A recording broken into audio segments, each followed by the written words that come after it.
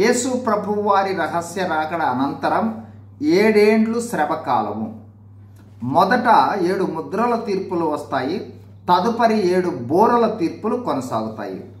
7వ బోర ఊదిన తరువాత పరలోకంలో గొప్ప శబ్దములు, 24 పెద్దలు స్తుతించుట, తెరువబడిన దేవాలయాన్ని గురించి ధ్యానించాం. తరువాత ప్రకటన గ్రంథం 12వ అధ్యాయంలో గర్భిణీ స్త్రీ ప్రసవ వేదనతో మగ శిశువును కంటుంది. ఆ శిశువును మృంగాలని ఎర్రని మహాఘటసర్పము ఆ స్త్రీ ఎదుట నిలిచి ఉంటుంది. అయితే ఆ శిశువు పరలోకానికి కొనిపోబడుతుంది. ఆ స్త్రీ 1260 దినములు అరణ్యములో భద్రపరచబడుతుందని గత వీడియోలో చూచాం.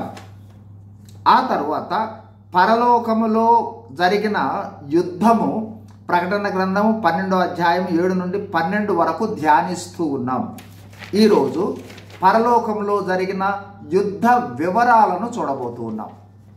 1. మిఖాయేలు అతని దూతలకు, ఘటసర్పము అతని దూతలకు యుద్ధం జరుగుతుంది. 2. ఘటసర్పము, ఎర్రని మహాఘటసర్పము, అపవాది, సాతాను, ఆది సర్పము ఇవన్నీ కూడా సాతాను యొక్క పేర్లు. 3.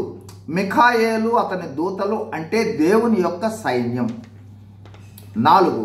కాబట్టి మిఖాయేలుకు అతని దూతలకు, సాతానునికి అతని దూతలకు పరలోకంలో యుద్ధం జరిగింది. 5. ఈ యుద్ధములో సాతాను అతని దూతలు ఓడిపోతారు. 6.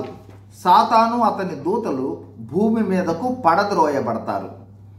ఈ యుద్ధంలో సాతానుడు ఓటమి పాలై భూమి మీద పడద్రోయబడతారు. కావున పరలోకములో గొప్ప స్వరము పలుకుటను తర్వాత వీడియోలో చూద్దాం.